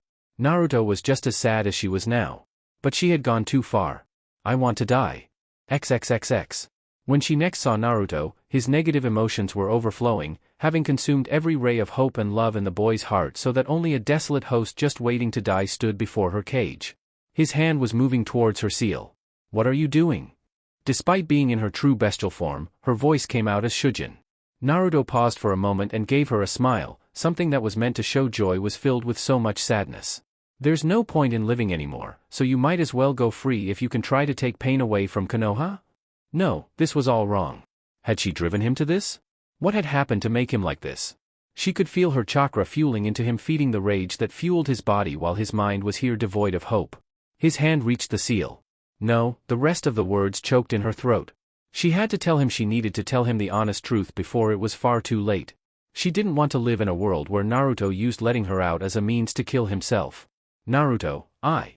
There was a flash of yellow and a man appeared before Naruto, pushing him away from the seal. Anger flared. Kurama vanished beneath the waves of her hatred as the yondaime appeared before the seal. Part of her knew that this was her chance to right everything. But that part was vanishing like an ice cube in a volcano. I'll kill you. She thrashed against the Kage. Anger and hatred moving her without reason. I'll kill you again and again, yondaime. I will end your pathetic existence again. The mad beast that Kurama once was in control now. There was no going back.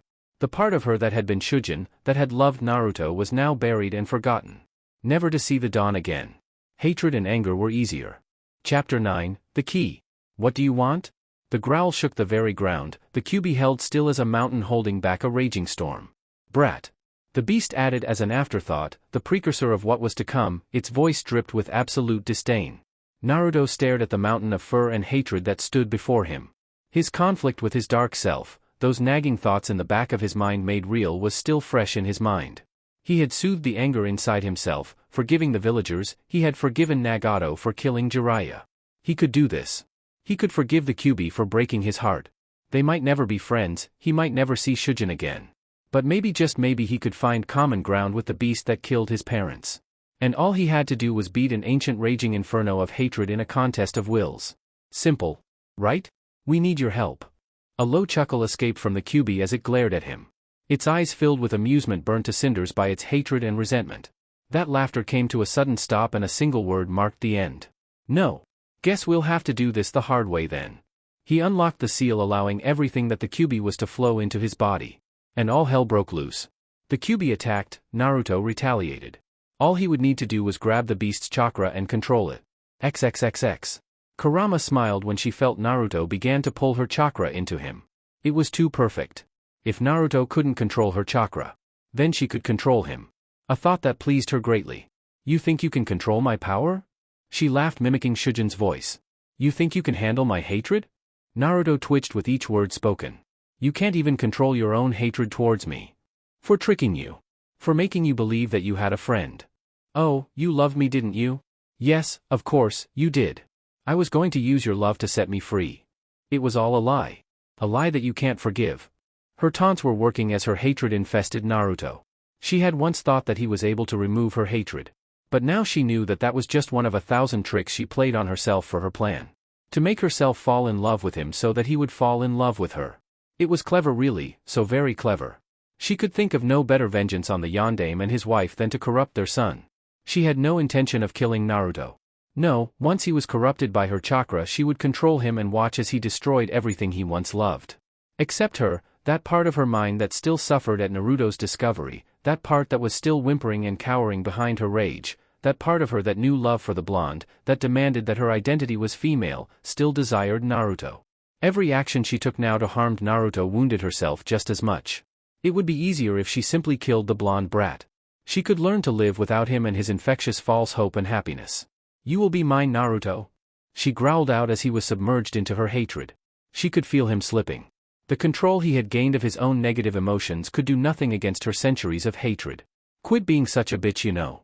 A familiar voice called out, and chains of chakra leaped out from Naruto's chest, stopping her corruption and binding her to the ground. "Kushina!" Kurama growled and thrashed against the chains. "Come out here and face me." No, I'd rather talk with my son. See you, grumpy fox." Kurama could do nothing as she watched Naruto's anger vanish. He wasn't sending back her hatred. No, he was absorbing it, drinking from it like it was an oasis in the desert. And it was doing nothing.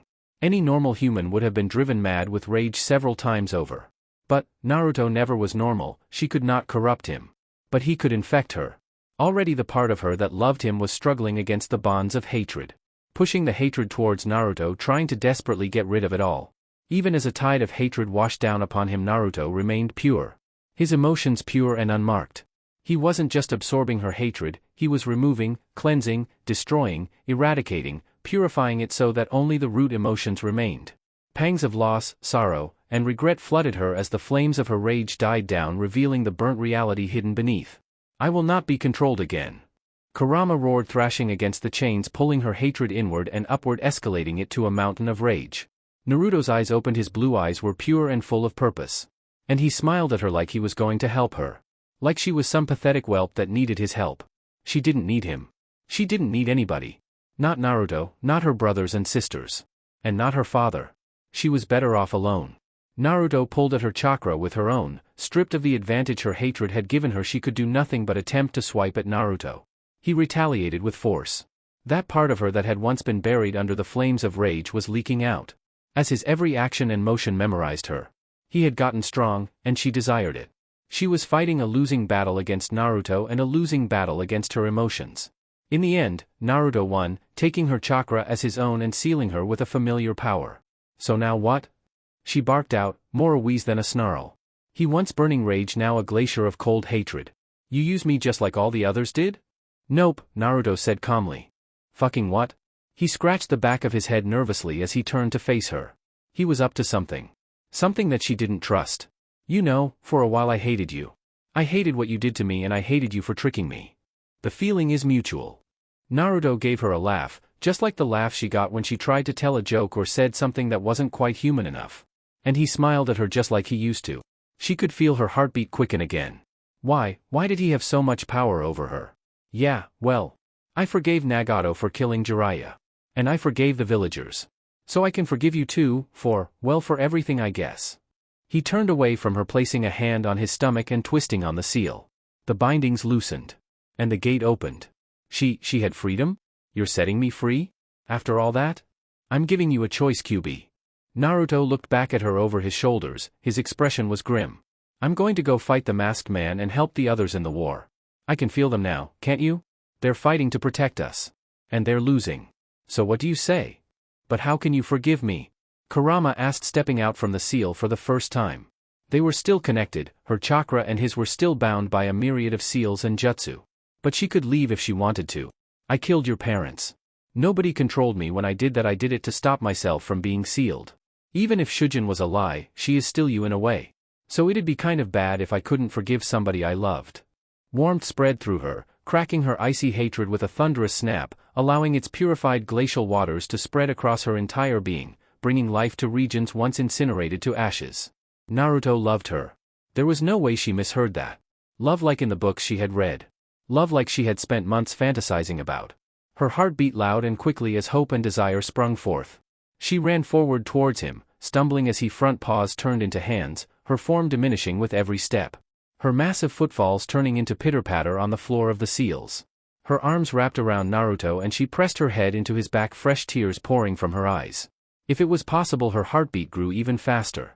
She was touching Naruto with no numbing pain from the seal. Nothing separated her and him but his jacket. "I don't want to be the QB." She choked out, squeezing Naruto tighter. "I want to be like this, with you. Can I be what I want? That's okay, right? That I want this. That I want you." Naruto brought her hands up to hers and stroked them lightly. "Shujin. Kurama." She corrected, her heart beat faster than she could feel, everything was tingling in a way she didn't know was possible. My name is Kurama, I made Shujin up. Kurama, Naruto began again, she could hear the smile in his voice as he tested her name. To hear him say it was almost too much. Please say that we can do this. It's okay, right? Yes, it started out as a trick, but instead of making you fall in love with me, I fell in love with you. There I said it, I love you so, please say that we can be together. Did she really just say all that? Was all the anger and hatred she had felt for the past few months gone just like that? She couldn't believe her own words even if they felt so right. Naruto laughed, turning around in her arms and pushing her away to look her in the eyes. It was so strange to have to look up to him. But like everything else in this moment, it just felt right. My mom was right, you know? He did that on purpose. Scrunching her nose at him, her arms fell to the side. What does Kushina have to do with this?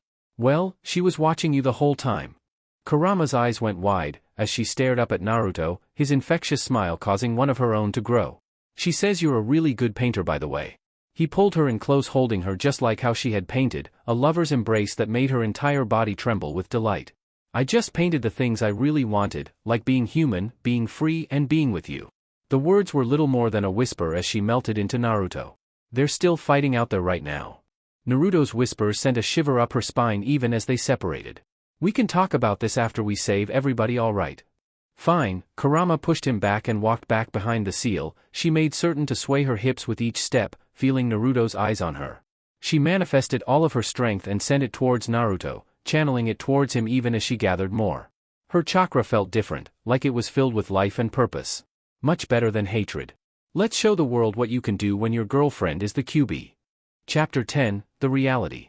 Kurama was truly happy, the truth was out there, and everything that she was and wanted to be was out in the open. And Naruto accepted it. Even as they fought through hordes of undying ninja, her own brothers and sisters, her smile refused to vanish and her glee spread into her every action. Beyond all that, he had done it.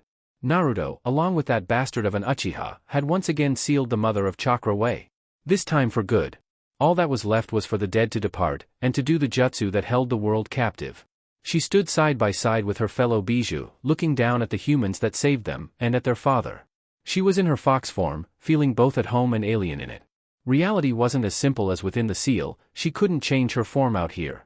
To undo the jutsu, you too must form the seal of unity. Her father said in a reverent tone. It felt so weird to see him outside of her memories again, even if he was just a specter. Now then, I believe that it is time for the dead to depart. Kurama swallowed. This was her chance, but could she really do this? What would it mean if she did? What would her brothers and sisters think? Did it even matter? She had Naruto. Wait, father. Her father's eyes snapped towards her, a gentle smile on her face. I won't be able to stay much longer, Kurama, you know this. That's not what I wanted. Her ears fell flat against her head, thankful that her fur would hide any would-be blush that was forming. This was going to be difficult. With a breath that filled her lungs, she whispered. Is there a way for me to become human? Only the sound of the wind sweeping past them could be heard as every creature, human, Bijou, and ghost stared at her in stunned silence. Although Naruto looked up at her, his smile all the reassurance she needed. Thankfully it was her father that spoke first. His eyes were serious but he had a kind fatherly smile on his face. Do you understand what it means to be human? I can learn. She had some idea of what it meant to be human. If it was anything like what Naruto had shown her, then it was a worthwhile experience. There was so much in the books she wanted to experience with Naruto that she couldn't do as a Bijou. I see. The smile vanished and a deep frown appeared on her father's face. And are you aware of what you would be giving up? Kurama paused a moment. What would she be giving up? A single look at Naruto gave her her answer. It didn't matter what she would be giving up. It would be worth the price. Oh, Kurama's in love. Shikaku's grating voice like the scrapping of a chalkboard echoed throughout the field, followed quickly by his screeching laughter. Silence, you flea bag. Kurama is free to choose his own path, no matter what it is. Nibi defended. Despite being smaller than Shikaku, she was able to silence him with a single paw. As are we all. Kurama ignored that most of her family likely thought that she was still a male, and pressed on to her father. So there is a way, yes? She shifted on her paws, unable to contain the excitement that was building within. She wanted to be able to do all the things she had dreamed of doing with Naruto, in the flesh, as a human. Yes, there is a way. Naruto and Sasuke must simply form the transformation seal after they release everybody else. From there you should be able to create a new body for yourself. Her father faded into spirit world, taking those brought back with him. Then her hopes were shattered as she saw that Uchiha brat's infernal eye staring at her. His betrayal and play for power did not come as a surprise. XXXX. When words fail, there was one tried and true method that had served Naruto well throughout his years. Jiraiya had once joked that he had the uncanny ability to literally knock some sense into people, despite not having any sense himself. Given his list of foes turned friends, it was rather hard to dispute that there might actually be something there. Some random ability that only manifested when he punched people who he saw as himself. It worked with Haku, Gaara, Tsunade, Pain, Obito, Neji. The list was a long one. Chief among them was Kurama, who he had once hated with all his heart. But now he could easily say he loved her. Beating the tar out of her was how he got a girlfriend. Shame he never punched Sakura when they were younger. But there was one person that stubbornly refused to be put on the list. The one person on his friend-turned-foe list. His ultimate failure, and the person he saw himself as the most. Looking at Sasuke was like looking at another path his life could have taken. One filled with rage and regret, a stubborn pragmatism that walked the line between right and walk like it was a drunken dance. That was why when he and Sasuke finally fought, he did not hold back. Every punch, kick, jutsu, every moment of that encounter was filled with his hopes and dreams of the future. Sasuke fought to sever their bond and become the darkness. He fought for that bond and the balance it represented and the peace that could be gained for that. Beyond that, at the core of every punch and kick was the simple truth. Sasuke was his friend. He had almost given up on Kurama when she fell into rage and despair. He would not make that mistake again. With every blow carrying the fate of the world with it, Naruto refused to give up. Though, in the back of his mind, he was aware that his love life was also on the line, mostly because of Kurama shouting profanities at Sasuke every chance she got. After minutes of beating each other senseless, things like style, skill, and chakra had long been discarded. The final blow came. The Rasengan and the Chidori. Naruto and Sasuke. Tyranny and freedom. Fear and hope. Everything. In the end, Naruto could claim that he won, as Sasuke returned as his friend. Though their fight cost them each an arm. You are aware that he's the nine-tailed fox, right? Sasuke asked with a raised eyebrow, moments after they had released the infinite Tsukuyomi. Despite his protest, he formed his hand into his half of the transformation seal. If she eats you, I'm going through with my plan. Naruto smiled and rolled his eyes. Listening to Kurama shouting various profanities towards Sasuke. She says that she'll kill you in your sleep. Kinky, want to trade? Sakura for the QB? He was joking. He had to be joking, right? You know I can probably punch you to the moon, right? Sakura interjected as she stood close to Sasuke. And who said I'm yours to trade anyways? Can we just do this already? Kurama is getting impatient. Naruto brought his hand up to Sasuke's and the seal was formed. With the last of their strength from the Sage of Sixth Paths funneling between them, the jutsu activated. Or are you? Why couldn't Sasuke lose his mouth instead of his arm? With whatever strength Kurama had gathered, she began to channel it into the jutsu. It started slowly as a red mist that formed in front of them, swirling around in violent fits, sparking like a bloody thunderstorm. Naruto, Kurama's voice echoed in his mind, thick with exhaustion. I need you to guide the jutsu, I can't stay awake much longer. But, what about your body? Don't you want to be the one to? I trust you, she spoke with a simple honesty. You know how I wish to look like, create me, create Shujin. He heard a yawn that made his heart flutter, already seeing Kurama lay down to sleep in her human form to take a nap in his head. Slowly he guided the mist, giving it shape, form, color, and life. Every detail of the woman he fell in love with was coming to life before his very eyes. You're creating your own girlfriend, Sasuke's smirk nearly interrupted his concentration. That's like a virgin's ultimate fantasy. Like you had sex with your dick shoved so far up your own ass. Naruto shot back as he carefully got Kurama's ears just right. I'll surgically remove it later, I'm going to need it later, Sakura said from the rock she was laying down on. Watching the mist was a morbid curiosity. Are you sure she didn't have a tail, or fox ears at least? She'd probably look cuter if she had some. Maybe some decent claws and fangs to fight with. If Sakura's comment about Sasuke's penis had any effect, he didn't show it. Can you two shut up, it's hard to concentrate. Naruto growled. This was taking up far too much of his mental processes and he hadn't slept in like days. Then his sensei spoke up with true words of wisdom. You could make her boobs bigger. XXXX. Kurama fought against the tendrils of sleep that clung to her mind as she slowly became aware of her existence. She was hungry, hungrier than she'd ever been before, like she hadn't ever eaten anything. Her arms felt tired, and the prickling of the blanket aggravated her skin. Where the blanket did cover, she was too hot, where it did not, she was too cold. Every single cell of her body was complaining loudly about one thing or another. Her eyes shot open wide only to close again against the ungodly light of the sun. Her body. It was her body. She had a body, a living human body, not the fake one made of chakra that she could wear within the seal. She opened her eyes again, the room coming into a crisp focus as her eyes adjusted to her surroundings. It was a clean room, freshly painted and clean, a hospital room if her books were anything to believe. It wasn't the sun that had blinded her but the light from the pale moon leaking into her room. Then the room faded away as she saw him. Naruto, he lay with his head on her bed, soft snores sounding like a summer breeze echoed from his mouth. Her heartbeat was like an army 1,000 strong playing their drums of war. She tried to speak but her tongue was still new and couldn't form the words. It flopped uselessly in her mouth as she tried to say his name. All that came out was a gargled puff of air as his throat was dry. She tried to reach out to him, but her muscles twitched wildly. Her body was new, it would take time to adjust. Carefully, she lifted her arm and guided it, inch by painful inch, to Naruto. She touched him by flopped her hand onto his face with the softest, most gentle slap ever conceived. She liked the feel of his skin.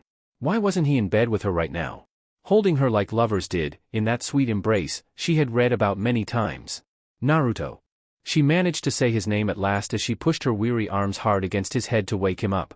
His blue eyes met hers. And then he smiled and her new heart skipped a beat. Hey, you're awake. She managed to nod her head yes. Sakura said I should let you sleep, that your body is still new and getting used to itself. Naruto took her hand and placed his lips to her palm, sending a wave of fire throughout her entire body as she felt a bizarre and incredibly pleasant tingle. So rest up, okay? I'll be here. Hold me. She whispered out, her lips twitching into a smile. Her body screamed as Naruto climbed in beside her in both pain and pleasure as her new nerves felt human contact for the first time. Or was it that this was her first time feeling Naruto that made her feel like this? At peace like this was where she had always belonged. I love you, he whispered into her ear. I? The word failed her, either because of her tongue or because of her mind still processing this as reality she did not know. Me too. Chapter 11, The Firsts. The peace that was waking up next to Naruto was unlike anything Kurama had ever felt before. There was no conflict, no strife. Just Naruto's arm holding her as she slept. It was more than she could have asked for. She smiled as she snuggled back into Naruto's chest. Her first day as a human could wait just a few more minutes. For what seemed like a blissful eternity she lay there just feeling Naruto's rhythmic breaths. Everything felt so much more detailed than when she was a fox. The warmth of Naruto felt warmer, the coldness of her toes unsheltered by the blanket felt colder. And the sensation of Naruto touching her was amazing. It was like somebody had taken her body out of a glove for the first time to feel everything. Even the smell somehow smelled smellier, the sounds crisper. All of her senses flared with new and wonderful sensations as they were no longer muted by being the QB. Naruto finally stirred and squeezed her tighter against him, his hand sending a thunderstorm of tingles along her spine with each motion. He pressed his lips to the top of her head, planting a soft kiss among her hair. Good mornin', Kurama. The way he said her name with such love and warmth in it made her heart flutter and smile grow. But he wasn't going to get off that easy. There were many firsts she wanted today. The first of which she could be taking right now. With no warning or hesitation, she pulled herself up to kiss Naruto. For a moment they sat there with their lips touching. Where were the fireworks? This was sweet but it felt lacking. All the books she read said that a kiss with someone she loved was supposed to be amazing. Then Naruto began to move, kissing her back. Hormones flooded through her body like wildfire, igniting every nerve of her body, causing her to squirm. She started to move to it. Was awkward at first, then she matched him and the pleasure was doubled. The books were wrong. There were no fireworks going off in her head. It was more a raging river whose shores were scorched with fire. Naruto pushed her back, flipping on top of her as he continued to suck on her lips like a wild animal kept from food for far too long. He held her arms to the bed above her head. This assertive side of Naruto was driving her wild. When at last they parted, a bit of drool connecting them still, they stared at each other, mouths still slightly agape, and eyes wide with amazement. Naruto swallowed, looking ready to kiss her again at any moment. Hi, her word was little more than a breath lost in the tangled heat between them. Her lips tingled with the excitement that was her first kiss, eagerly awaiting the next one and the next one. The second kiss was much slower than the first, every movement measured as they explored and learned the other. A promise of more kisses to come. I can't believe this is real, Kurama muttered sometime between their fourth and fifth kisses. She could get used to her life being measured in kisses. She was human, something she never thought was possible. She no longer acted as a sink well of hatred, gorging on despair and misery and compounding it within her. Naruto brought a hand up to her cheek and caressed it. She nuzzled into his palm and stared up at him, just enjoying finally being so close to Naruto. He felt the same, she could see it in his eyes, feel it in his touch, hear it on his breath. You're so beautiful. I am. Kurama squirmed under his loving look, a blush coming onto her face. It was her first time being called beautiful, she didn't even know what she looked like. What did she look like? She told Naruto she wanted to look like Shujin, but did he follow through? Is there a mirror? I want to see what I look like. Naruto nodded and slid of the bed, allowing the chill morning air to crash into Kurama full force. Goosebumps broke out on her body for the first time. It only made her longing for Naruto's warmth all the more potent.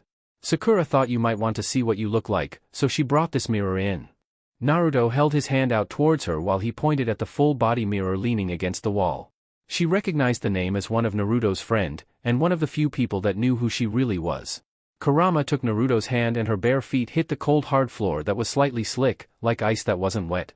Frozen footfall after frozen footfall, Kurama held her breath until at long last she saw herself for the first time. There, standing in the mirror, dressed in hospital gown of no particular color, was herself. The reflection was simply her, there was no other way to describe it. She had her long shining hair that was her favorite color of red, her large sharp eyes were a brilliant shade of green, everything was her from the shape of her pinky to the nape of her neck. Tears welled from her eyes. This was her. Pure and simple. She choked back a sob as she refused to so much as even blink. Thank you, Naruto. Her knees buckled and she began to fall, only for Naruto to catch her. He guided her back to standing, his arm both supporting and protecting her. For what? For everything. She whispered, staring at their reflection now. She didn't know that something had been missing until she saw the whole picture. XXXX. Naruto sat patiently for Kurama to exit the changing room. The moment Sakura had discovered that they were awake, she had whisked his still confused girlfriend off into parts unknown for proper feminine stuff.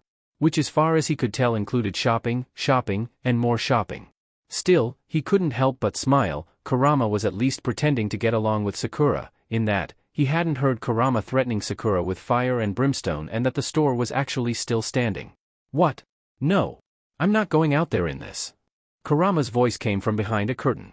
It was still rather amazing how fast Konoha had rebuilt itself after Pain's attack, and with having a giant tree grow out of nowhere and wreck a few things. Oh, come on, you look amazing, don't you want to impress Naruto? Sakura's voice chided, and a few moments later a pair of feet appeared below the door. Kurama was still barefoot. Well, yes, but Kurama was cut off as she was shoved out from the curtain directly in front of Naruto. She caught her balance before she fell onto the ground with her arms outstretched. She had on a white sundress with red flowers that showed off her curves. A pair of red-framed glasses adorned her face. Naruto felt his heart skip a beat as Kurama's lovely verdant green eyes blinked at him behind the glasses. How on earth was it possible for somebody to be so beautiful, sexy, and adorable all at once? Kurama stammered, a blush growing on her face. Flailing her arms, she struck a sexy pose with one arm behind her head and another extended towards him as she stuck her chest out towards him, exposing a bit of her porcelain cleavage. She winked painfully slow at him. Hey there. Hot stuff. You know, for an ancient demon you sure are great, acting like an awkward shut-in. Sakura laughed from the curtain. Naruto ignored her, his eyes were glued on Kurama and only Kurama.